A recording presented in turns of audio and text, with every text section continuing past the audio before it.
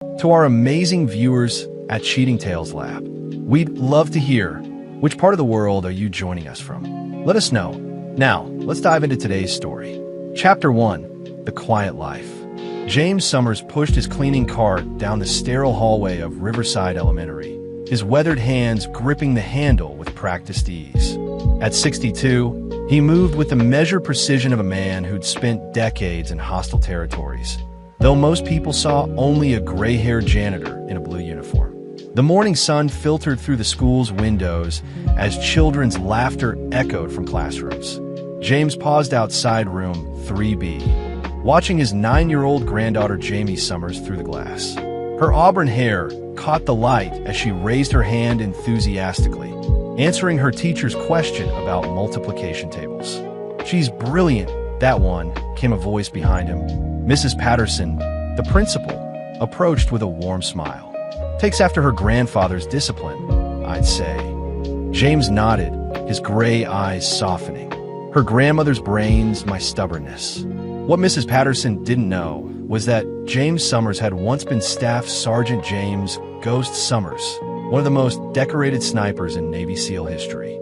25 years of service across 3 continents, 847 confirmed kills, and operations so classified they existed only in encrypted files buried deep in Pentagon databases. His transition to civilian life hadn't been smooth.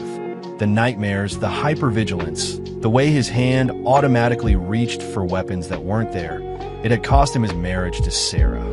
But Jamie had changed everything. When his daughter Lisa died in a car accident 3 years ago, James had stepped up to raise his granddaughter. The janitorial job at her school let him stay close, watch over her, and slowly heal the wounds that decades of warfare had carved into his soul.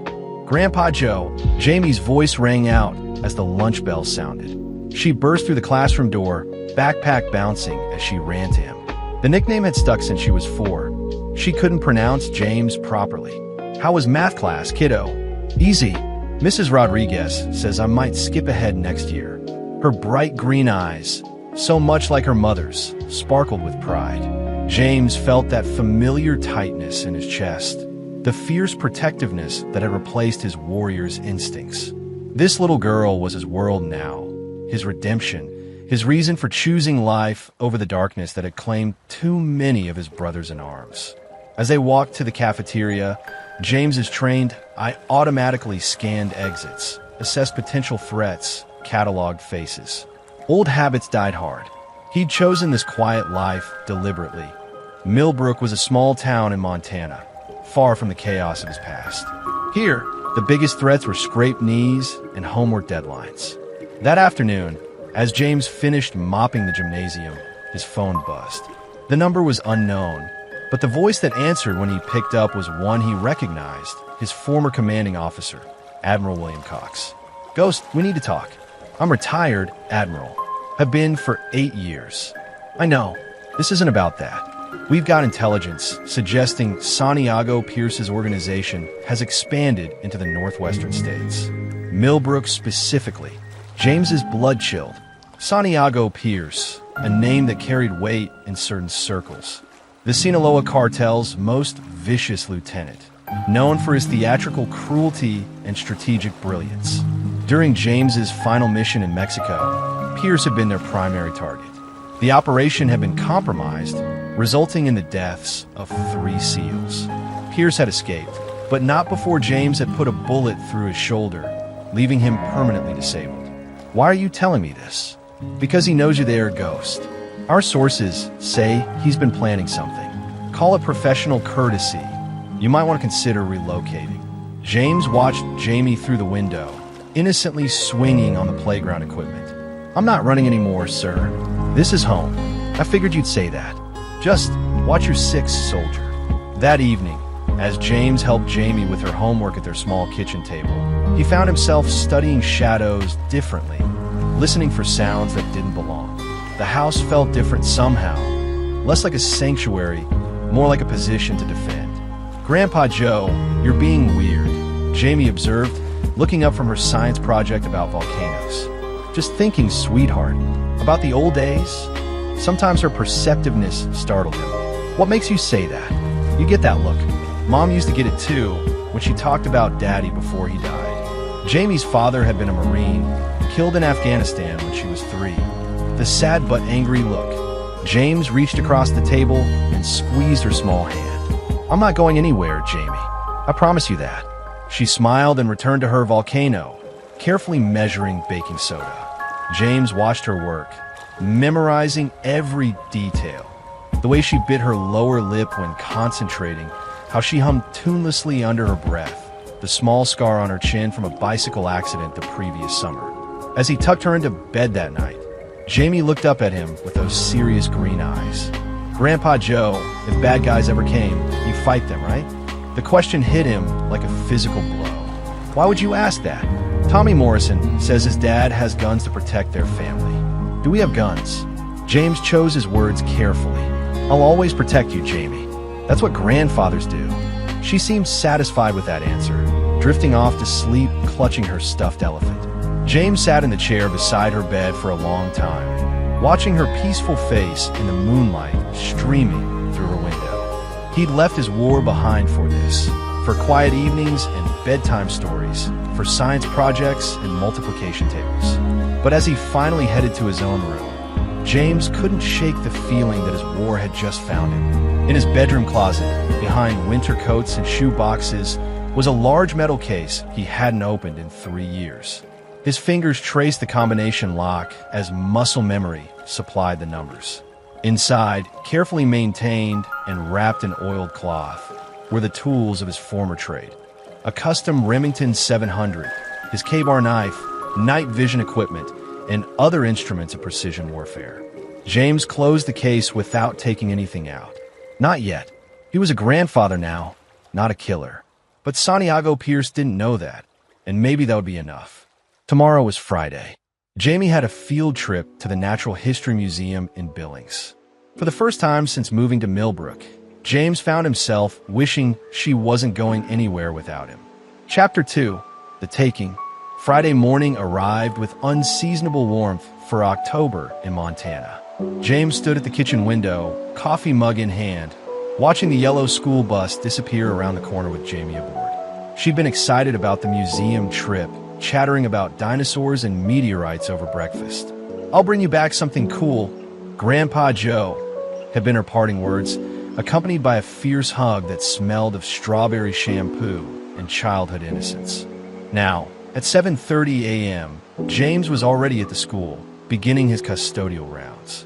The building felt different without the children, hollow, echoing with phantom voices.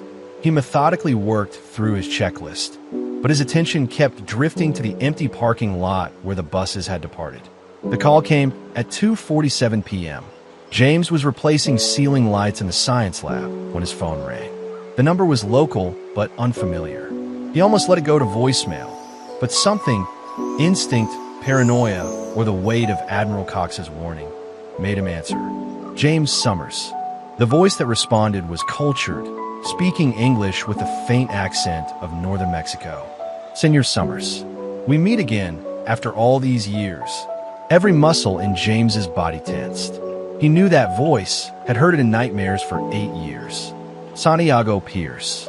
You remember. I'm flattered, though I prefer my new title, Santiago Pierce Moreno. I've married into respectability, you see, but business is business. What do you want? Justice. Closure. Several things, really. But most immediately, I want you to sit down before I continue. James remained standing, gripping the phone tighter. Where is she? Ah, you already know. Excellent. Your granddaughter is quite beautiful, James. May I call you James? Such bright eyes, so much life in them.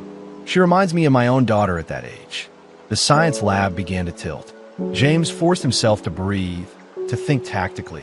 If you hurt her, you'll what? Kill me.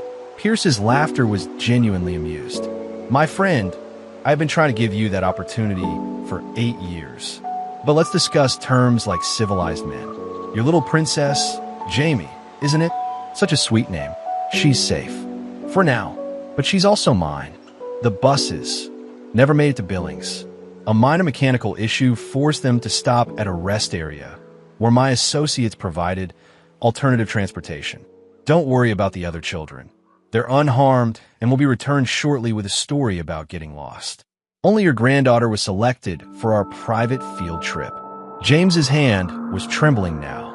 In 25 years of military service, through firefights and raids and operations that would never see declassification, he'd never felt fear like this. What do you want? $2 million to start. Consider a down payment on the debt you owe me. Pierce's voice hardened. You cripple me, Ghost. Did you know that? This shoulder never healed properly. I can barely lift my right arm above my head. Do you have any idea what that means for a man in my position? It means you should have stayed down. There's the soldier I remember. But you're just a janitor now, aren't you? Living quietly, raising a little girl, pretending the past is buried. How wonderfully domestic. James closed his eyes, drawing on decades of training to control his voice. I don't have $2 million. Then find it. You have connections, James.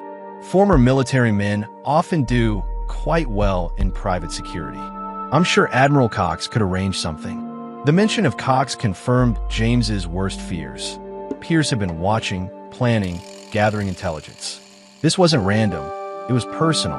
I have 847 confirmed kills across 3 continents, James said quietly. You have 12 hours. Pierce's laughter was delighted. There he is, the ghost of Kandahar, the specter of Fallujah. I've missed this, my friend, but you misunderstand the situation. I'm not hiding in some cave or compound waiting for you to find me. I'm a respected businessman now. I have lawyers, politicians, even a few federal judges in my pocket. You can't simply murder your way to your granddaughter. Watch me. Oh, I intend to. 12 hours, you said? Interesting. My men are expecting you, of course. The compound is quite well defended. Motion sensors, night vision cameras, 30 armed guards with military training. Some of them are even former special forces themselves. It should be entertaining. The line went dead. James stood motionless in the empty science lab, phone still pressed to his ear. Around him, half-completed student projects about renewable energy seemed to mock him with their innocent optimism. On the whiteboard, someone had written, Quiz Monday, study chapters 8 to 9, in cheerful purple marker. His phone buzzed with a text message. A photo loaded slowly on the screen. Jamie, sitting in what looked like a comfortable room, playing with a tablet. She appeared unharmed, even relaxed. The timestamp showed it had been taken 20 minutes ago. Another text followed. Rest stop incident reported to authorities as breakdown plus confusion. Children returned safely to school. No one knows Jamie is missing yet. Let's keep it that way until our business is concluded. S. James deleted both messages and pocketed his phone. He had maybe 6 hours before Jamie's absence would be noticed, before search parties and FBI involvement complicated everything. Pierce was right about one thing. This wasn't Afghanistan or Iraq. He couldn't simply eliminate targets and extract under cover of chaos. But Pierce had made one crucial mistake. He'd threatened the only thing James had left to lose. Walking with forced calm to his custodial closet, James locked the door behind him and dialed Admiral Cox's number. Sir, I need everything you have on Santiago Pierce Moreno's current operations. Real estate holdings, business fronts, known associates. Ghost, what's happening? He has Jamie, sir. My granddaughter. The silence stretched for 10 seconds.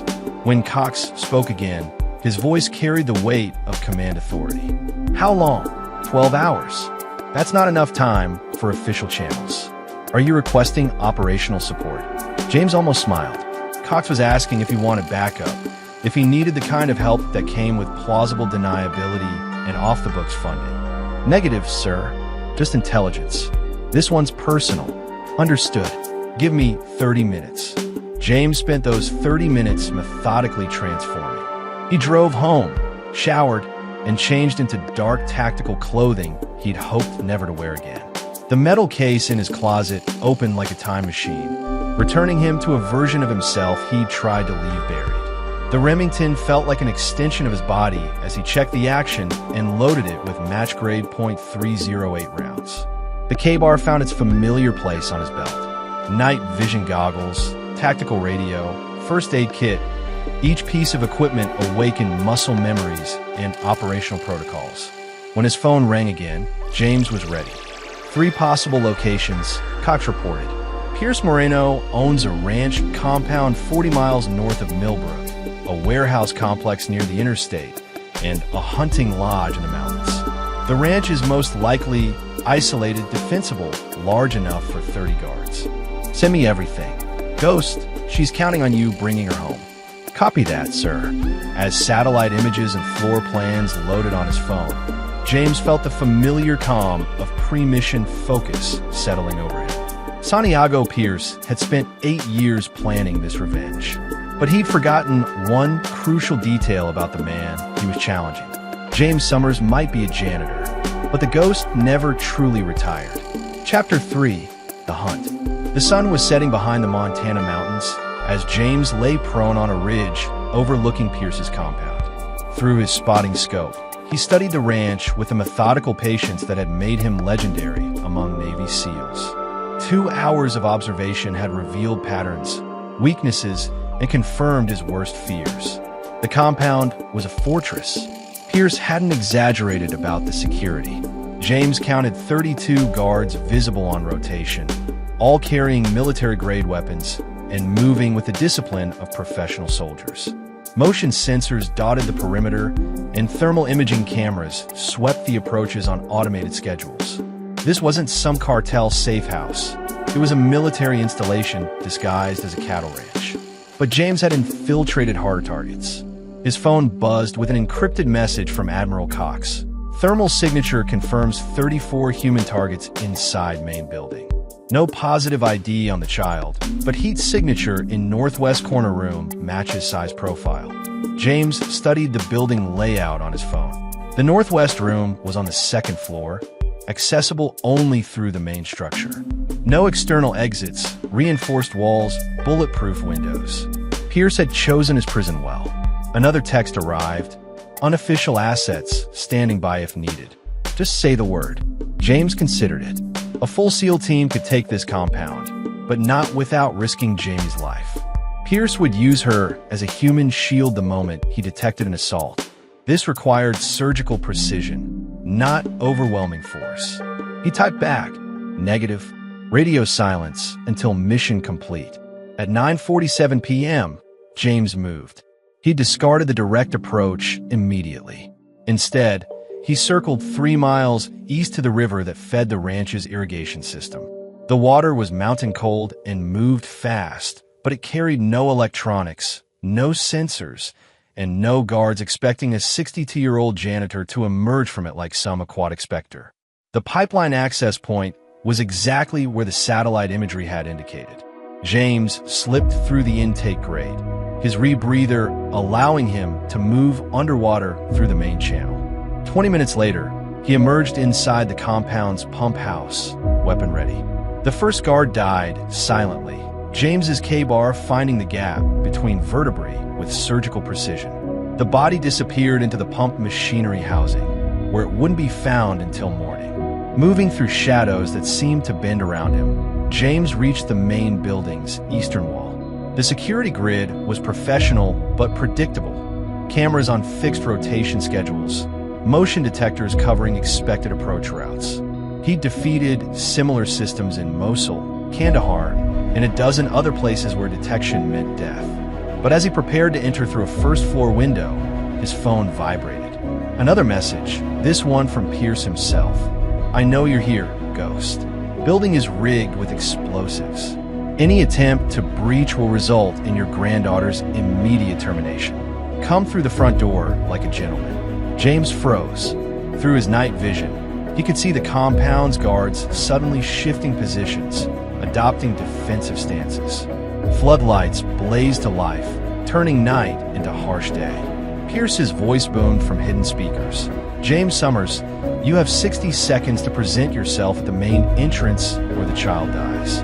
Checkmate. Pierce had anticipated everything, planned for every contingency. James holstered his sidearm and stepped into the light, hands visible but not raised. He wasn't surrendering, he was adapting. The front door opened to reveal Santiago Pierce himself, flanked by 4 guards. The man looked older than James remembered, his black hair now silver at the temples. But his dark eyes held the same cold intelligence that had made him so dangerous. His right arm hung at an awkward angle, confirming the permanent damage from their last encounter. The legendary ghost, reduced to a janitor's costume, Pierce observed, gesturing with his functioning left hand. "Do you have any idea how long I've waited for this moment?" "Long enough to make mistakes," James replied evenly. Pierce smiled. "Such as, you told me you had 30 guards. I count 32 visible, plus at least 6 more inside. That means you don't trust your own intelligence. Paranoia has served me well." "No," James said, stepping closer despite the guards raising their weapons. "Fear has. You're afraid of me, even now, even with all your advantages." Pierce's smile faltered slightly. "Search him." The guards found James's knife, backup pistol, and tactical radio, but missed the ceramic blade sewn into his boot seam and the small explosive charge disguised as a belt buckle. They were good, but they weren't SEALs.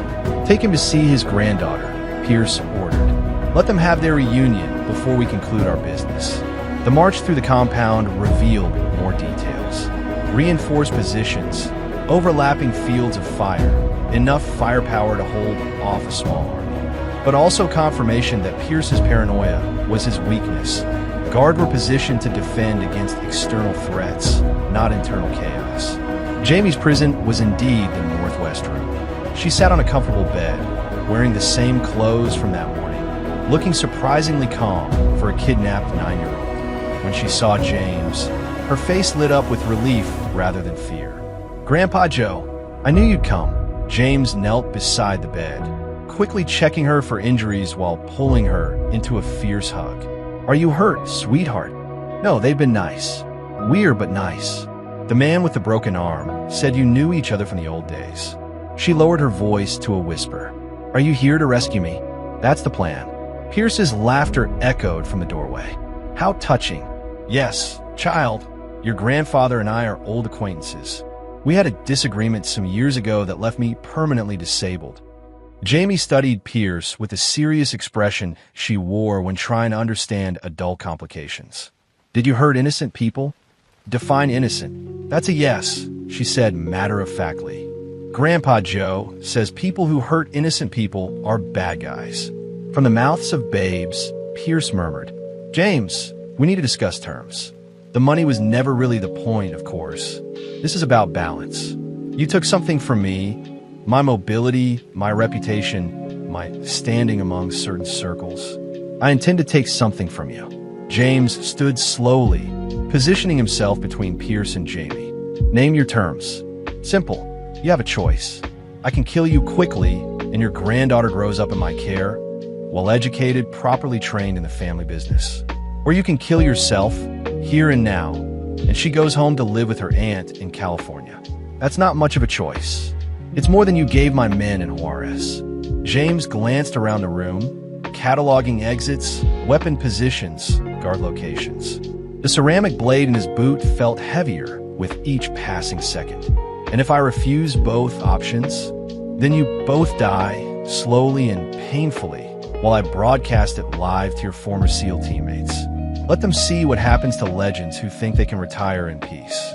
Jamie's small hand slipped into James's. "It's okay, Grandpa Joe. You taught me about hard choices." Pierce looked genuinely curious. "What did you teach her?" James squeezed Jamie's hand gently. "That sometimes good people have to do bad things to protect the people they love." "Admirable philosophy. Have you reached a decision?" "Yes," James said quietly. "I choose option 3. Which is?" James smiled, and for the first time in 8 years, Santiago Pierce saw the expression that had terrified terrorists across 3 continents. "I kill all of you." The lights went out. In the sudden darkness, James heard the distant rumble of explosions from somewhere in the compound. Not his work. He hadn't planted any charges yet. But apparently, Admiral Cox had decided radio silence was optional when it came to 9-year-old hostages. "Stay down, Jamie," James shouted, drawing the ceramic blade as chaos erupted around them. The real war was just beginning. Chapter 4: Ghosts and Shadows. The compound erupted into chaos as secondary explosions rocked the building. In the absolute darkness of the mountain night, James moved like the predator he'd once been, muscle memory and training overriding 8 years of civilian life. Pierce's voice cut through the confusion. Emergency lighting. Where's my goddamn emergency lighting? The ceramic blade found the throat of the nearest guard before the man could raise his rifle.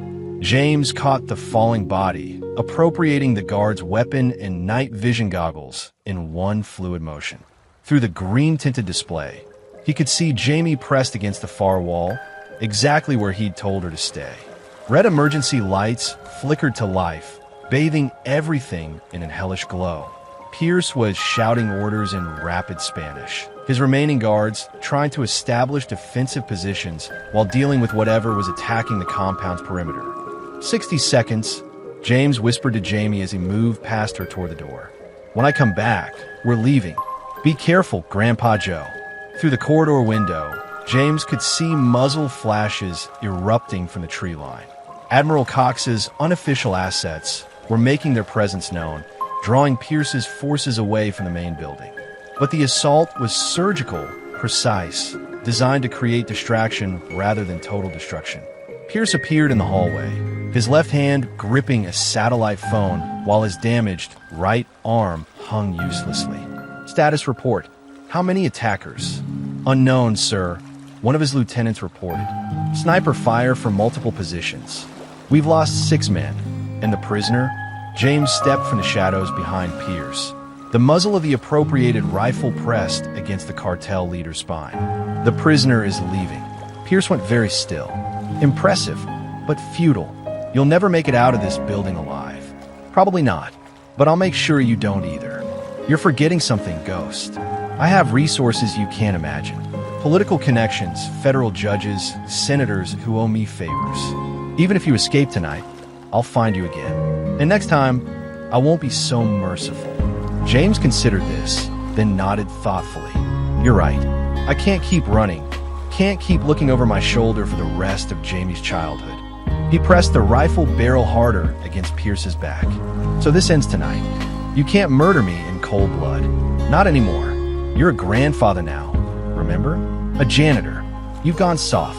Santiago, James said quietly, who never understood the difference between killers and soldiers. Killers enjoy it. Soldiers do what's necessary. The explosion of automatic weapons fire from downstairs interrupted their philosophical discussion. Pierce's men were engaging the external threat, leaving fewer guards in the building itself. James had perhaps 3 minutes before the distraction ended and the full weight of Pierce's security focused on him. Move, he ordered, prodding Pierce toward Jamie's room. But as they approached the doorway, James's tactical instincts screamed a warning. The angles were wrong, the shadows off. He threw himself sideways, just as 2 guards opened fire from concealed positions. The world dissolved into muzzle flashes and concrete dust. James rolled behind a marble pillar, returning fire with controlled bursts that sent the guards scrambling for cover. But Pierce was moving, shouting into his satellite phone in rapid Spanish. Ora, metenlos a todos. The building's fire suppression system activated, flooding the corridors with dense chemical fog. In the confusion, James heard Pierce's footsteps retreating toward the main staircase. He had seconds to choose. Pursue Pierce or secure Jamie. No choice at all. James burst into Jamie's room to find her exactly where he'd left her, but she wasn't alone. A massive guard stood over her, assault rifle trained on the small figure huddled on the bed. Julio Sexton. The man introduced himself with professional courtesy. Former Delta Force. I've heard stories about you, Ghost. Then you know how this ends. Maybe, but the girl dies first. James studied the tactical situation. Sexton was a professional, maintaining proper distance and angle to prevent a quick disarm. The man's positioning was textbook perfect until Jamie spoke up. Are you going to hurt my Grandpa Joe? Sexton glanced down at her, just for a microsecond. Kid, this is grown-up business. The ceramic blade took him in the throat before he could finish the sentence. James had thrown it on her hand, a technique he'd perfected during 18 months of counterterrorism operations in Yemen. Sexton toppled backward, his rifle clattering across the floor. "Time to go," James said, scooping Jamie into his arms. She wrapped her legs around his waist and her arms around his neck, the position they practiced during their hiking trips when she got tired. "Like Princess Leia getting rescued," she whispered. Exactly like that. The corridor was chaos. Chemical fog, emergency lighting, and the distant sound of gunfire from outside created a nightmare landscape. But James moved through it with the confidence of a man who navigated worse terrain under heavier fire. The main staircase was blocked by Pierce's remaining guards, so James headed for the service elevator he noted during his initial reconnaissance. It was the kind of tactical detail that separated special operations soldiers from regular infantry. Always have a backup exit strategy. But as they reached the elevator, Pierce's voice echoed from hidden speakers throughout the building. "James Summers, you have 1 minute to surrender yourself at the main entrance, or I detonate the charges placed throughout this building. Your granddaughter's death will be slow and painful." Jamie tightened her grip around James's neck. "He's bluffing, right?" James looked down at her serious green eyes. 8 years of peaceful civilian life hadn't prepared him for this moment. Having to explain to a 9-year-old that some people really were monsters. "No, sweetheart, he's not bluffing." "Then what do we do?" The elevator doors opened with a soft chime. Inside, James could see Pierce waiting with 2 guards and what looked like a radio detonator in his functioning left hand. "We do what soldiers do," James said quietly. "We adapt." He set Jamie down gently and knelt to her eye level. "Remember our hiking rules? Stay behind me. Move when I move, stop when I stop." She nodded. "This is just a really important hike, okay?" James stood and walked into the elevator, hands visible but not raised. Pierce smiled triumphantly as the doors closed behind them. "Excellent choice. You always were pragmatic. Just promise me the girl walks away from this." "Of course. She'll be my insurance policy for years to come. A guarantee that any of your former teammates think twice before bothering me again." The elevator descended in silence. James counted floors, calculated timing, and prepared for what came next. Pierce thought he'd won. Thought he'd broken the legendary ghost by threatening a child. He was about to learn the difference between threatening James Summers the janitor and threatening James Summers the grandfather. The elevator reached the ground floor with another soft chime. The doors opened to reveal the compound's main entrance hall, where at least a dozen guards waited with weapons trained on them. "Magnificent, isn't it?" Pierce gestured with his left hand at his assembled forces. 8 years of planning, James. 8 years of building resources, recruiting talent, preparing for this moment. "Impressive," James agreed. "One question, though." "Yes." "Did you plan for Admiral Cox?" Pierce's triumphant expression faltered. "What do you mean?" James smiled. "I mean, you kidnapped the granddaughter of a man who still has friends in very high places. Did you really think this was going to be a private party?" The sound of helicopters approaching from the north grew steadily louder. Military helicopters, flying low and fast, with a distinctive rotor signature of Navy MH-60 Seahawks. Pierce raised the detonator. "I'll bring this entire building down before I let them take me."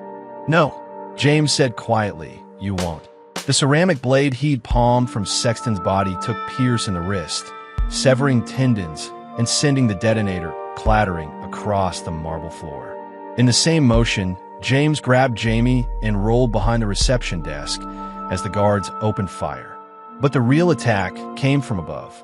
Navy SEALs fast-roped through the skylights in a precision insertion that would have made James proud in his operational days. The firefight lasted exactly 97 seconds. When the smoke cleared, Santiago Pierce lay bleeding on his own marble floor, surrounded by the bodies of his elite guards. His right arm was already useless. Now his left hand was mangled beyond repair. Admiral Cox's voice crackled over the tactical radio of the nearest SEAL. "Ghost, you have confirmation on the package?" James looked down at Jamie, who was peeking over the reception desk with wide but unafraid eyes. "Package is secure, sir." "Outstanding. Cleanup crew inbound. You two get out of there." As they walked toward the exit, stepping carefully around the debris of Pierce's 8-year revenge plan, Jamie looked up at her grandfather with newfound understanding. Grandpa Joe, yes, sweetheart. You're not really just a janitor, are you? James considered this carefully. I'm now, but sometimes when people threaten my family, I remember how to be other things too. Cool, she said, as if grandfathers regularly conducting military operations was perfectly normal. Can we stop for ice cream on the way home? Absolutely. Behind them, Santiago Pierce screamed curses in 2 languages as medics worked to save his life. He'd survived to face federal charges, James knew, the kind that came with life sentences and no possibility of parole. But that was someone else's problem now. James Summers had a granddaughter to get home, and tomorrow was Saturday. They had science projects to finish and a normal life to resume. The ghost had done his job. Now the grandfather could take over again. Chapter 5, Unfinished Business. 3 days later, James was back to mopping floors at Riverside Elementary, his janitorial uniform pristine and his movements carrying the same measured precision they always had. To the outside world, nothing had changed. The official story, crafted by people with security clearances higher than most state governors, was simple. Jamie Summers had been found safe after getting separated from her field trip group due to a bus breakdown. But James knew better than to believe in clean endings. Tuesday afternoon, as he emptied trash cans in the administrative offices, his phone buzzed with a text from an unknown number. Your friend Santiago sends his regards from his hospital bed. He asked me to tell you that family is forever. James deleted the message and continued his work, but his mind was already shifting into tactical mode. Santiago Pierce was in federal custody, but criminal organizations didn't die with their leaders. They evolved, adapted, found new management. That evening, as Jamie worked on her homework at the kitchen table, James made a phone call. Admiral Cox, speaking. Sir, it's Ghost. I need a status update on Pierce. He's in federal medical detention, maximum security, lost the use of both arms. Looking at 17 federal charges including kidnapping, racketeering, and conspiracy to commit murder. What? Someone using the initial he just made contact. Claimed to be speaking for Pierce. The silence stretched for several seconds. I'll make some calls. In the meantime, stay alert. Pierce had a lieutenant named Earl Russell who disappeared during the raid. Former Marine, dishonorably discharged for excessive violence. We assumed he'd fled the country. James felt that familiar chill. Apparently not. Ghost, maybe it's time to consider relocation. Full witness protection, new identities. No. James watched Jamie carefully coloring a map of South America for her geography project. She deserves a normal childhood, not a life spent running from shadows. Then we end this permanently. Copy that, sir. After dinner, James tucked Jamie into bed with their usual routine of stories and whispered conversations about her day. But tonight, she seemed more thoughtful than usual. Grandpa Joe, when you were a soldier, did you ever get scared? Every day, sweetheart, but you did it anyway. That's what courage is, being scared but doing what's right anyway. She considered this seriously. Are you scared now? James smoothed her hair back from her forehead, the same gesture he'd made with her mother 25 years ago. A little, but I'm not worried. Why not? Because I have something worth protecting. That makes everything simpler. Jamie smiled and drifted towards sleep. James sat in the chair beside her bed, listening to the sounds of their quiet house settling into night. But his ears were also cataloging every sound from outside. The neighbor's dog, wind through the trees, the distant hum of highway traffic. At 2:17 a.m., the sounds changed. James was instantly awake, moving silently to the window. A van was parked across the street, engine running, lights off. Two figures in dark clothing were advancing on the house from different angles, moving with military precision. Earl Russell was making his play. James slipped into Jamie's room and gently shook her awake. Kiddo, we need to play the quiet game. Remember our fire drill practice? Jamie nodded, immediately alert. They'd rehearsed this scenario dozens of times, though she'd thought it was just a safety exercise. She slipped out of bed and followed James to the hidden panel in her closet floor, a tunnel he'd excavated during their first year in the house, leading to the storm drain system beneath the street. Wait in the tunnel, he whispered.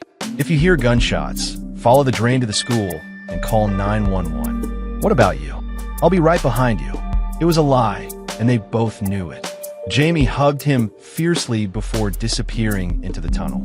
James sealed the panel and moved to his bedroom, with a metal case weighted like an old friend. The Remington felt perfect in his hands as he took position at the second-floor window. Through the scope, he could see Earl Russell directing his team with hand signals. 3 men total, all armed with military weapons and night vision equipment. Professional, but not perfect. James's first shot took Russell in the shoulder, spinning him around and sending him sprawling behind the neighbor's fence. The second shot shattered the van's engine block, eliminating their escape route. The third shot took out the streetlight, plunging the neighborhood into darkness that favored his position. The return fire was immediate and intense. Bullets shattered his bedroom window, chewed through drywall, and sent picture frames exploding into fragments. But James had already moved, relocating to the bathroom, where a different window offered a better angle. His phone rang. Earl Russell's voice was tight with pain, but controlled. "Ghost, you're good, but you can't fight all of us. Watch me. I have information you need. About Pierce's insurance policy." James paused, finger on the trigger as he tracked one of Russell's men through his scope. "Speak." He planted evidence in safe deposit boxes across 3 states. Photos, documents, recordings, enough to destroy Admiral Cox's career and implicate half the Pentagon in war crimes. If anything happens to Pierce or his organization, it all goes public. Bullshit. Box 347 at First National Bank of Billings. The key is taped under the sink in your kitchen. Pierce had people in your house last month, planting more than just surveillance devices. James's blood went cold. He'd swept the house for electronics after Pierce's capture, but he hadn't thought to check for physical dead drops. "What do you want?" "Safe passage out of the country. In exchange, I give you the locations of all the evidence caches and the name of Pierce's contact in the Justice Department." A muzzle flash from the backyard revealed the position of Russell's second man. James put a bullet through the fence post 6 inches from the target's head. "Counteroffer. You leave now and I don't kill you. You're not thinking clearly, Ghost. This is bigger than just revenge." Pierce spent 8 years building a network of blackmail and corruption. Your granddaughter will never be safe until we dismantle all of it. James considered this, tracking the third operative who was attempting to flank the house from the north. The man moved well, but not well enough to fool someone who'd spent decades hunting human prey. 30 seconds to disappear, James announced, or I start collecting scalps. You're making a mistake. The shot took Russell's third man in the leg, dropping him in the open driveway. James could have made a kill shot, but he wanted Russell to understand that mercy was a choice, not a limitation. 20 seconds. Sound of engines starting from several blocks away. Backup vehicles positioned for exactly this scenario. Russell wasn't just a musclehead Marine, he was thinking tactically.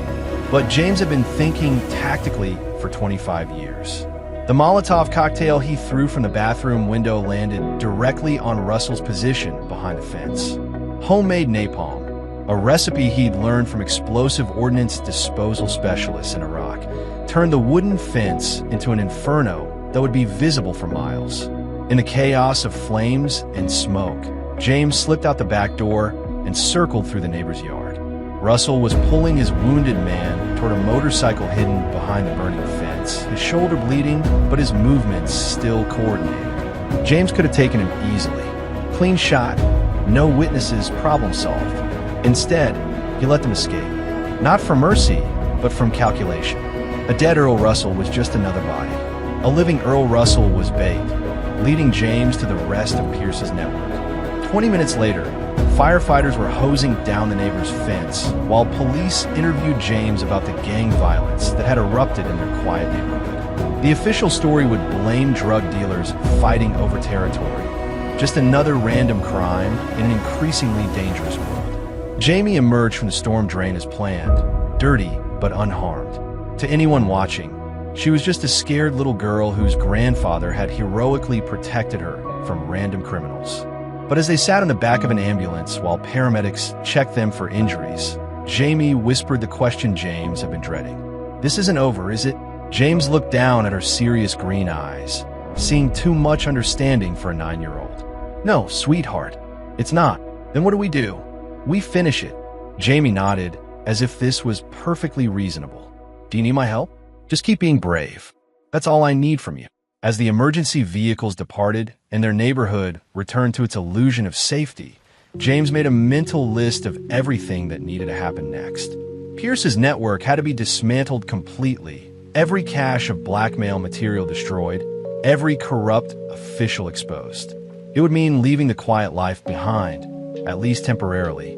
It would mean becoming the ghost again, hunting in shadows, and leaving no survivors to threaten his granddaughter's future. But that was a price James was willing to pay. Some wars never really ended. They just paused between battles. This battle was over. The war was just beginning. Chapter 6, The Network. The safe deposit box at First National Bank of Billings contained exactly what Earl Russell had promised. Photographs, financial documents, audio recordings, and a detailed organizational chart that made James's blood run cold. Santiago Pierce hadn't just been running a criminal enterprise. He'd been operating a systematic corruption network that reached into the highest levels of federal law enforcement. Federal Judge William Cox, Admiral Cox's younger brother, appeared in 3 different photographs accepting briefcases full of cash. Deputy Attorney General Dan Tanner was recorded discussing the dismissal of cartel-related charges in exchange for campaign contributions.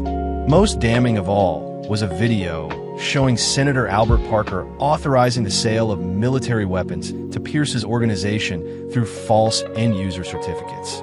Pierce had been playing a much deeper game than anyone realized. James photographed everything with his phone, then drove to a secure location Admiral Cox had provided, an abandoned mining facility 40 miles outside Millbrook, where they could talk without electronic surveillance. "Jesus Christ," Cox muttered, scrolling through the images on James's phone. "Billy's been on Pierce's payroll for 3 years. My own brother. It gets worse," James said, showing him the organizational chart. "Pierce has compromised officials in 12 states. This isn't just about revenge anymore. It's about national security." Cox studied the documents with the grim expression of a career military officer watching his country being sold to the highest bidder. How deep does this go? Deep enough that taking down Pierce was just the beginning. His network is designed to survive without him. Earl Russell isn't just seeking revenge. He's protecting a multi-billion-dollar criminal enterprise. What do you need? Operational authority, full black budget support, and complete deniability for what comes next. Cox met James's eyes. "You're talking about extrajudicial assassination of American citizens. I'm talking about removing compromised officials who betrayed their oaths and endangered national security. The legal system can't touch them. They've corrupted it from the inside. And your granddaughter?" James had been dreading that question. "She's the reason this has to be done right. I won't spend the rest of her childhood looking over my shoulder, wondering when the next Earl Russell is going to show up at our door." Cox nodded slowly. "What's your operational timeline?" 72 hours to dismantle the entire network. After that, the evidence goes public, and we let whatever's left of the Justice Department sort through the wreckage. That afternoon, James made the hardest phone call of his civilian life. Summers residence, Jamie speaking. Despite everything, her cheerful voice made him smile. "Hey kiddo, it's Grandpa Joe. Are you coming home for dinner? Mrs. Patterson said you had to go out of town for work." James closed his eyes. The cover story was necessary, but lying to Jamie felt like a betrayal. "I'm going to be gone for a few days, sweetheart, but Aunt Lisa is coming to stay with you." "The one from California? Cool. Will you bring me something back?" "Absolutely. Listen, I need you to be extra careful while I'm gone. Stay close to Aunt Lisa, don't go anywhere alone, and call me if anything feels wrong." "Is this about the bad guys from before?" "Too smart for her own good." "Yes, but this time, I'm going to make sure they can't bother us anymore." "Promise. Promise." After arranging secure protection for Jamie through Admiral Cox's resources, James began his methodical dismantling of Pierce's network. The first target was Deputy Attorney General Dan Tanner, who maintained a private office in a Washington, D.C. building that also housed 3 legitimate law firms.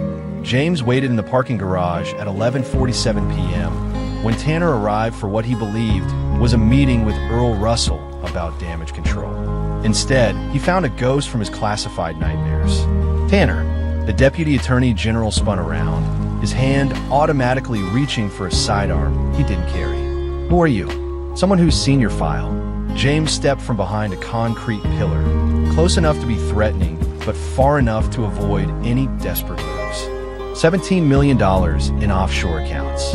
43 criminal cases dismissed or plea bargained down to nothing. 8 federal judges appointed based on your recommendations. "I don't know what you're talking about." "Sure you do." James held up his phone, playing one of the audio recordings from Pierce's safe deposit box. Tanner's voice was clearly audible, discussing the sale of federal seizure assets back to their original criminal owners. Tanner's face went pale. "What do you want?" "Your resignation, effective immediately. A full confession detailing everyone you've compromised, and the current location of Earl Russell." "I can't."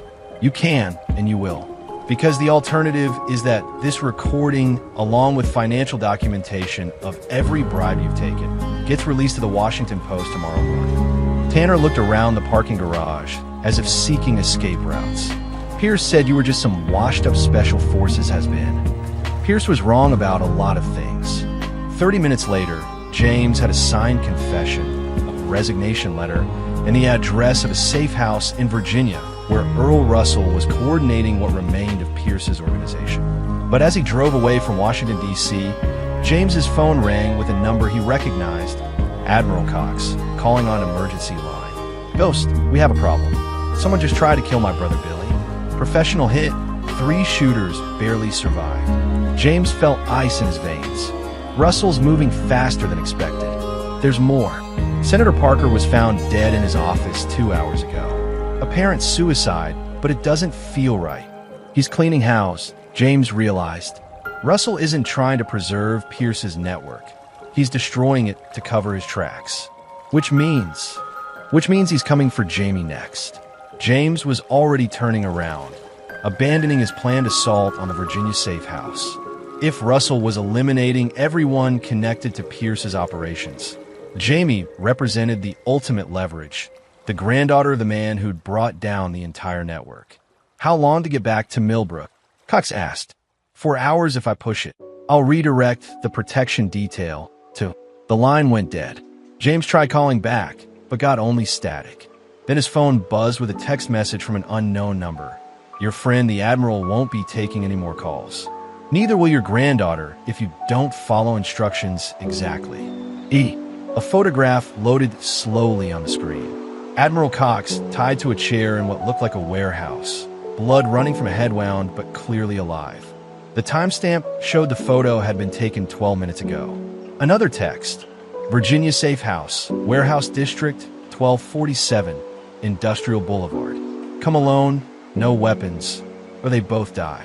James stared at the message, every tactical instinct screaming that this was suicide.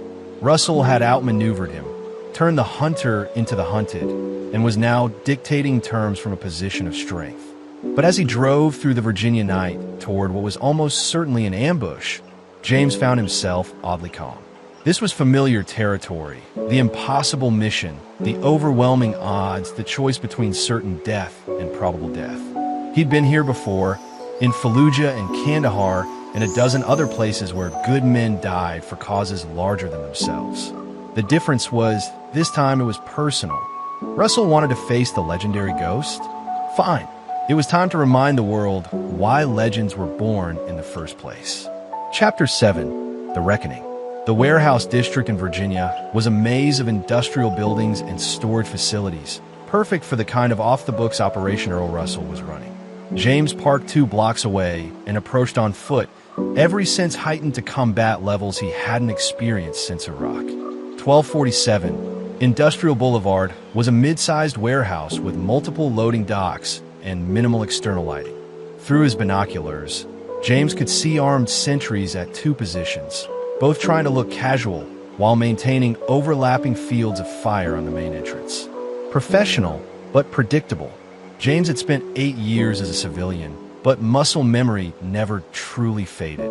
He circled the building methodically, cataloging entry points, escape routes, and defensive positions. The warehouse had been chosen well, isolated, multiple exits, good sight lines for defenders, but also had skylights. 20 minutes later, James was moving across the warehouse roof like a shadow, the ceramic blade from Pierce's compound his only weapon. He'd considered bringing guns, but Russell was expecting the Ghost, the legendary sniper who'd terrorized terrorists across 3 continents. Sometimes the best strategy was being someone completely different. The first skylight gave him a view of the warehouse floor. Admiral Cox was tied to a chair in the center of the space, clearly alive but bloodied. 2 guards flanked him, while a third man, Earl Russell himself, paced nearby with a satellite phone pressed to his ear. "No, I don't care about the senator. He was weak, compromised. We're cleaning house completely." Russell's voice carried clearly in the warehouse acoustics. Pierce's networked eyes with him. No loose ends, no evidence, no witnesses. James counted 12 armed men total, positioned throughout the warehouse in a defensive perimeter. Good spacing, professional equipment, coordinated communications. Russell had recruited quality personnel for his final operation, but they were all looking down, not up. The skylight opened silently. James had discovered years ago that most building security focused on doors and windows, not access points 20 feet off the ground. He rappelled down on climbing rope, landing in the shadows behind a stack of shipping containers. "Where's the girl?" Russell was saying into his phone. "I specifically ordered." "What do you mean she's not there?" James smiled grimly as he moved through the shadows. Admiral Cox's protection detail was better than Russell had anticipated. Jamie was safe, which meant James could focus entirely on the mission at hand. The first guard died quietly, James's blade finding the gap between helmet and body armor with surgical precision. The body fell behind a forklift, out of sight from the other positions. The second guard was more challenging, positioned in the open with clear sight lines in multiple directions. But James had learned patience in sniper school, and patience was a weapon all its own. He waited 17 minutes for the guard to check his phone, then moved like lightning across 20 feet of open space. 2 down, 10 to go. "Ghost!" Russell's voice echoed through the warehouse. "I know you're here. My perimeter sensors detected your entry 15 minutes ago." James froze, reassessing. If Russell had motion detectors, thermal imaging, or other electronic surveillance, the tactical situation was more complex than he'd assumed. "Your granddaughter is safe, by the way," Russell continued. "My team couldn't penetrate the Admiral's protection detail. Impressive work. Navy SEALs providing personal security for a 9-year-old girl. You must have friends in very high places." Admiral Cox's voice, weak but clear. "Don't listen to him, Ghost. It's a trap."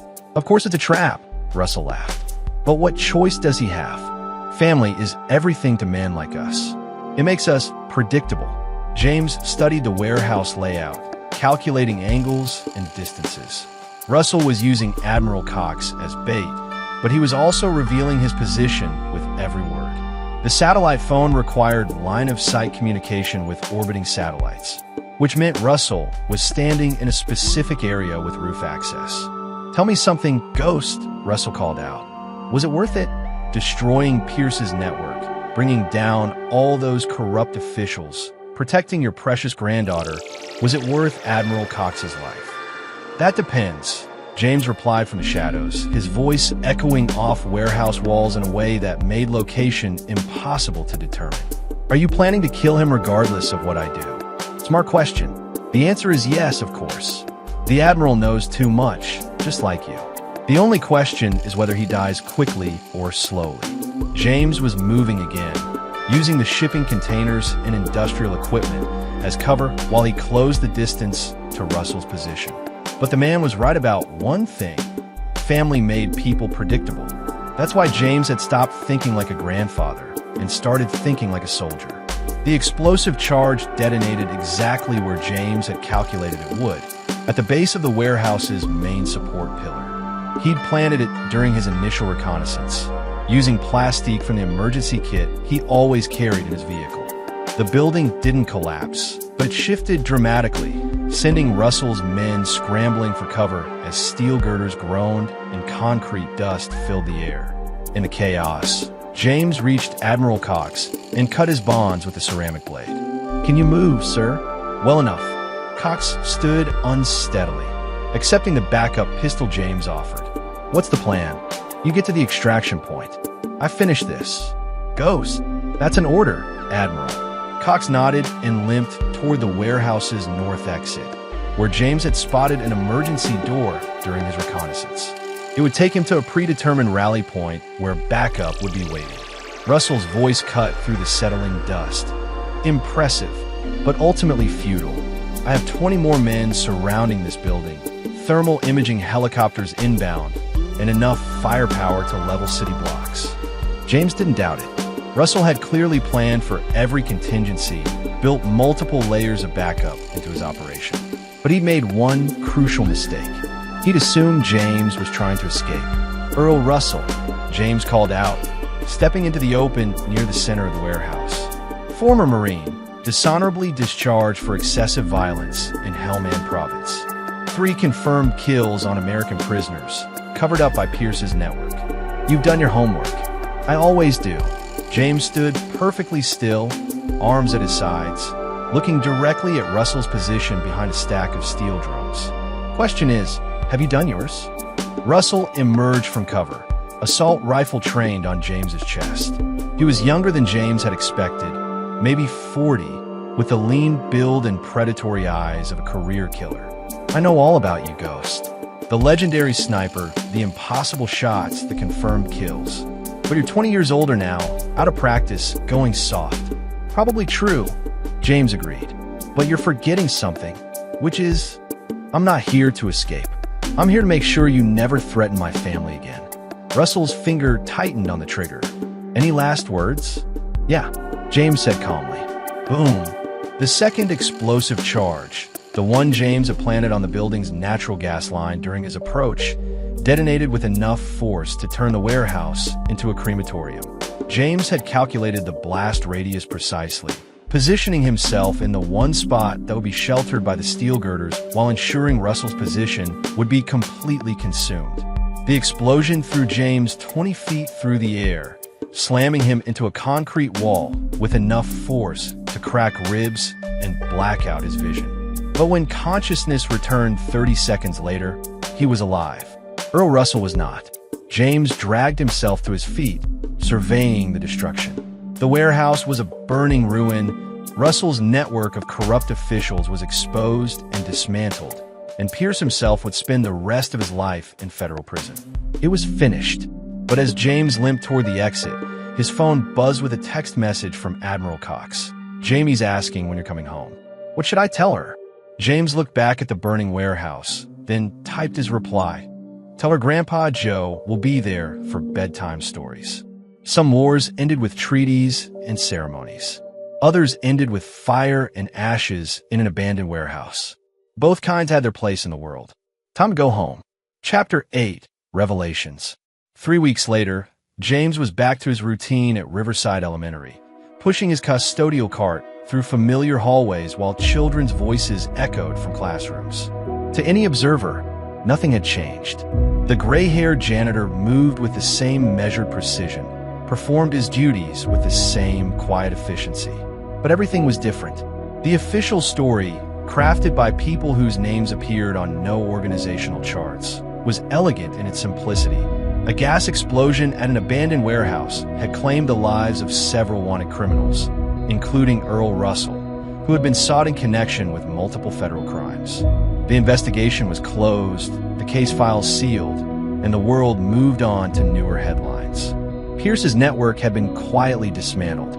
Deputy Attorney General Dan Tanner had resigned, citing health concerns. Federal Judge William Cox had recused himself from all cases pending an ethics review that would never quite conclude. Senator Albert Parker's suicide had been explained by financial irregularities that painted him as a lone wolf rather than part of a larger conspiracy.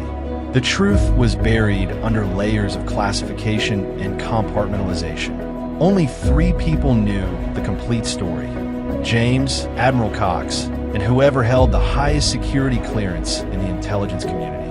Jamie knew none of this, and that was exactly how James wanted it. Grandpa Joe, her voice interrupted his thoughts as she appeared in the hallway, escaping from art class with paint-stained fingers and a huge smile. Look what I made. She held up a drawing of their house, complete with flower garden and a stick figure that was unmistakably James holding a mop. In the corner, she'd written "My Hero" in careful 9-year-old handwriting. "It's perfect," James said, and meant it.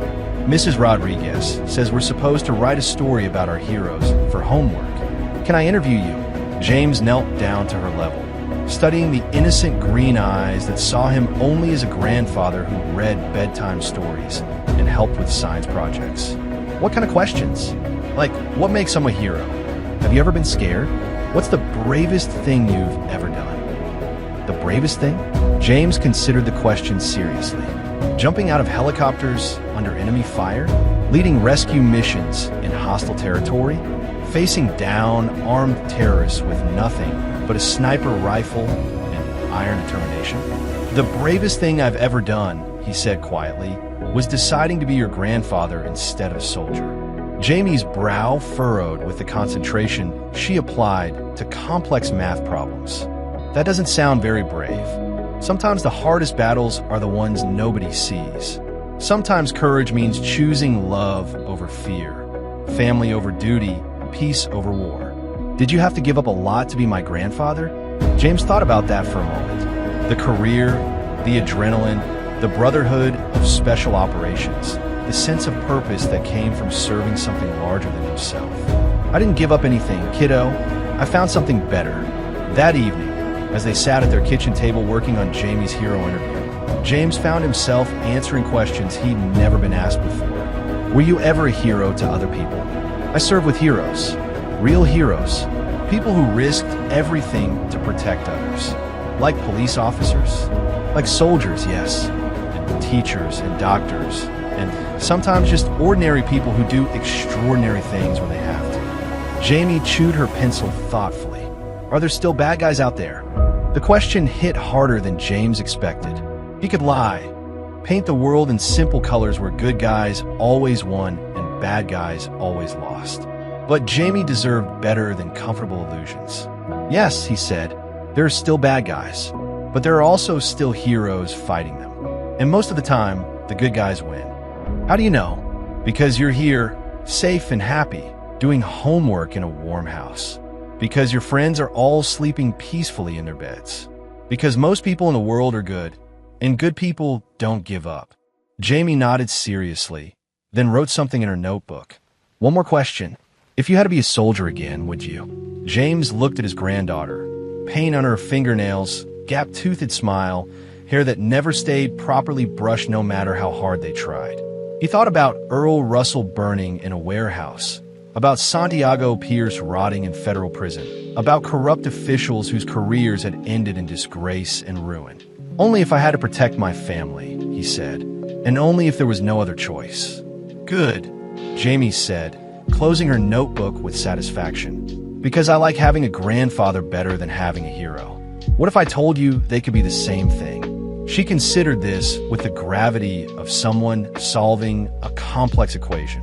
"Then I guess I'd be pretty lucky." Later that night, after Jamie was asleep, James sat on his front porch looking at the stars above Montana's endless sky.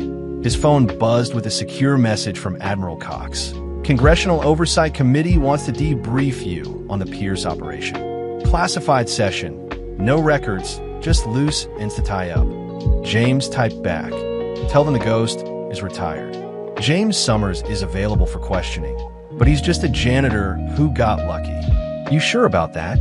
James looked through the window at Jamie's bedroom, where a night light cast gentle shadows on drawings of volcanoes and mathematical equations. "Positive, sir. My war is over." But as he prepared to go inside, James noticed a car parked at the end of the street that hadn't been there earlier. Dark sedan, tinted windows, engine running. It could be nothing. Someone making a phone call, waiting for a friend, lost, and checking directions. Or it could be something else. James studied the vehicle through the peripheral vision techniques he'd perfected in hostile territory. Two figures in the front seat, both watching his house. Professional posture, alert but not aggressive. Government agents, most likely, or private security. The car pulled away after 10 minutes, disappearing into the suburban night without incident. But its presence was a reminder that some shadows were permanent, that the world James had left behind occasionally sent echoes into the peaceful life he'd built. That was fine. He'd made his choice, and he'd live with the consequences. Inside, James checked the locks, set the security system, and performed a final sweep of the house, habits that would never entirely fade. But instead of feeling like surveillance, it felt like protection. Not the paranoid vigilance of a soldier, but the careful attention of a grandfather who'd learned the difference between necessary precautions and living in fear. Tomorrow was Friday. Jamie had a math test, followed by soccer practice, followed by their weekly tradition of pizza and a movie. Normal life, ordinary challenges, the kind of problems that could be solved with homework help and bedtime stories. The ghost was dead and buried in a warehouse in Virginia. James Summers was alive and well in Montana, and that's exactly where he intended to stay. But if anyone ever threatened his granddaughter again, they'd discover that some ghosts were harder to kill than others. For now, though, it was enough to be a grandfather who read bedtime stories and helped with science projects. Heroes came in many forms, and the best ones wore custodial uniforms and knew how to make perfect hot chocolate on cold winter nights. Chapter 9. Home. 6 months later, spring had returned to Montana with the promise of new beginnings. James stood in the school's main hallway, replacing burnt-out fluorescent bulbs while keeping one eye on the playground visible through tall windows. Jamie was at recess, playing soccer with friends whose names he knew by heart. Sarah, Michael, Emma, and David, children whose parents trusted him to keep their school safe and clean. Life had settled into rhythms that felt permanent. Morning coffee while Jamie ate cereal and chattered about her dreams. Custodial work that gave him purpose without the weight of life and death decisions. Evening homework sessions where the biggest crisis was long division or a forgotten geography assignment. Weekend hikes in the mountains where Jamie collected rocks and asked endless questions about everything from geology to why the sky was blue. It was James had discovered exactly the life he'd never known he wanted. Mr. Summers? Mrs. Patterson's voice interrupted his thoughts. The principal approached with her usual warm smile, but James caught the slight hesitation in her manner that suggested official business. Yes, ma'am. There are some gentlemen here to see you. They're waiting in my office. James set down his tools and followed Mrs. Patterson down the hallway, his mind automatically cataloging details. Two men in conservative suits, government-bearing, the kind of polite professionalism that came with federal credentials. They stood when he entered, extending hands for firm handshakes and introducing themselves with names that were probably not the ones on their birth certificates. Agent Smith, Agent Jones, Department of Homeland Security, the older one said. We'd like to speak with you privately, if possible. Mrs. Patterson left them alone, closing the door behind her. James remained standing, hands at his sides, reading body language and micro-expressions with skills that 25 years of special operations had burned into his nervous system. How can I help you, gentlemen? Agent Smith consulted a tablet computer. We're conducting follow-up interviews related to the Santiago Pierce investigation. Just tying up loose ends, ensuring all potential threats have been neutralized. I thought that case was closed. Officially, yes. But Pierce had extensive international connections. We've identified several overseas associates who might be interested in continuing his work. James felt familiar ice in his veins. Defined continuing his work. Agent Jones spoke for the first time. 3 attempts to penetrate federal witness protection databases. 2 inquiries about your granddaughter's school records. 1 very expensive contract offered to certain international freelancers who specialize in family-oriented leverage. The words hit James like physical blows. He'd hoped the destruction of Pierce's network would end the threat permanently. But apparently some enemies were harder to kill than others. Current threat assessment? He asked. Low but persistent, Agent Smith replied. These are opportunists rather than organized revenge seekers. But money talks, and Pierce's overseas partners have deep pockets. What are you suggesting? Relocation, Agent Jones said immediately. Full witness protection, new identities, complete separation from your current life. It's the only way to guarantee your granddaughter's safety. James looked out the window at the playground where Jamie was kicking a soccer ball with fierce concentration, her auburn hair catching the afternoon sunlight. She'd made friends here, found her place in a community that accepted her grandfather as simply the quiet janitor who fixed things and never caused trouble. There has to be another option. Agent Smith shook his head. Mr. Summers, these people have resources that dwarf Pierce's operation. They've made it clear that they view you and your granddaughter as unfinished business. Then finish it. Excuse me. James turned from the window, and for just a moment, Agent Smith saw something in those gray eyes that made him unconsciously step backward. You want to eliminate a persistent threat? Give me 48 hours and a list of names. Sir, we can't authorize. You're not authorizing anything. I'm a private citizen with extensive overseas experience and very specific skill sets. What I do on my own time is my business. Agent Jones cleared his throat nervously. Mr. Summers, we're offering you a chance to disappear completely. New location, new identities, federal protection for the rest of your lives. And what kind of life would that be for her? James gestured toward the playground. Always moving, always watching over her shoulder, never able to form lasting relationships or feel safe anywhere. Alive, Agent Smith said bluntly. James considered this for a long moment. The agents were right, of course. Witness protection would keep Jamie physically safe, but it would also rob her of everything that made life worth living. No roots, no community, no sense of home or belonging. I need to think about this. Sir, we really need an answer today. 48 hours, James said in a tone that ended the discussion. I'll have an answer for you then. The agents exchanged glances but nodded. They left business cards with numbers that probably changed weekly and reminded James that time was a luxury he didn't have. After they left, James sat alone in Mrs. Patterson's office, staring at his reflection in the window. The face looking back at him was older than the one that had terrorized terrorists across 3 continents, lined with years of peaceful civilian life. But the eyes were the same, the cold, calculating gaze of a predator who'd learned to hide among sheep. That afternoon, he picked Jamie up from her after-school art club, as usual. She chattered about a clay sculpture she was making, a family of elephants that looked super realistic, according to her friend Emma. James listened with the attention such important news deserved, but part of his mind was already calculating international flight schedules and considering weapons caches he'd left hidden in 3 different countries. That evening, as they prepared dinner together, Jamie looked up at him with those serious green eyes that saw too much. You're thinking about the old days again, aren't you? James paused in cutting vegetables for their salad. What makes you say that? You get that look, like you're somewhere else, somewhere dangerous. Sometimes the past doesn't want to stay buried, kiddo. Jamie nodded with the gravity of someone much older than 9. Are the bad guys coming back? James knelt down to her level, taking her small hands in his larger ones. Maybe, but if they do, I'll handle it. Do we have to move again? The question pierced him more deeply than any enemy bullet ever had. Jamie had been 3 when her parents died, for when she'd come to live with him in Montana.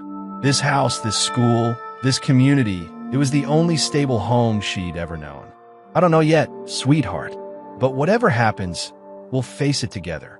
Jamie threw her arms around his neck in a fierce hug that smelled of strawberry shampoo and childhood innocence. I don't want to leave, Grandpa Joe. I like it here. My friends are here. I know, baby. I like it here, too. That night, after Jamie was asleep, James sat at his kitchen table with a legal pad and began making lists. On one side, he wrote down everything that tied them to this life. Jamie's friends, her school, the community that had accepted them, the peaceful routine that had given him 8 years of healing from the wounds of war. On the other side, he listed the threats that would follow them regardless of where they went. Pierce's overseas partners with their deep pockets long memories. International criminals who viewed his granddaughter as leverage against the man who destroyed their carefully constructed network. The endless cycle of revenge that defined so much of the shadow world he'd left behind. At the bottom of the page, he wrote a single question: how do you kill ghosts? The answer came to him as he watched the sunrise paint the Montana sky in shades of gold and amber. You didn't kill ghosts by running from them. You killed them by becoming something more dangerous than they were. James, Summers the grandfather, couldn't protect Jamie from international criminals with unlimited resources. But the ghost could. By noon, he'd made his decision. James called Admiral Cox from a secure phone. "Sir, I need operational support for one final mission." "Ghost, what's the situation?" "Pierce's overseas partners are making moves against my granddaughter. I need 48 hours, a clean passport, and transportation to 3 specific countries." And then the ghost disappears forever. But this time, he takes all the monsters with him. Cox was quiet for several long moments. "What about Jamie?" "She stays here, under federal protection, living the normal life she deserves. When I come back, I'll just be her grandfather again. No more shadows, no more threats, no more ghosts from the past." "You sure about this?" James looked out the window at Riverside Elementary, where his granddaughter was attending classes and learning about fraction and reading stories about brave princesses and distant kingdoms. "Some battles you fight to win, sir. Others you fight to end." "Understood. How soon do you need to move?" "Tonight." That afternoon, James picked Jamie up from school for what might be the last time in weeks. But instead of sadness, he felt something approaching peace. This was his choice, his battle, his responsibility. Jamie would be safe. That's all that mattered. Everything else was just details for the ghost to handle. And ghosts, James had learned, were very good at making problems disappear. The war was almost over. One last mission, and then he could come home to be just a grandfather who read bedtime stories and helped with homework. Some prices were worth paying for peace. Epilogue. After the storm. 6 weeks later, James returned to Montana on a commercial flight from Frankfurt, carrying a battered duffel bag and the kind of exhaustion that came from completing missions that would never appear in any official record. The passport in his pocket identified him as David Parker, a mining consultant returning from overseas projects, but the face in the customs photo was unmistakably his own. Admiral Cox met him at the airport, their conversation limited to carefully neutral pleasantries until they were alone in the car. "It's finished," Cox asked as they drove through Billings toward Millbrook. "Finished," James confirmed.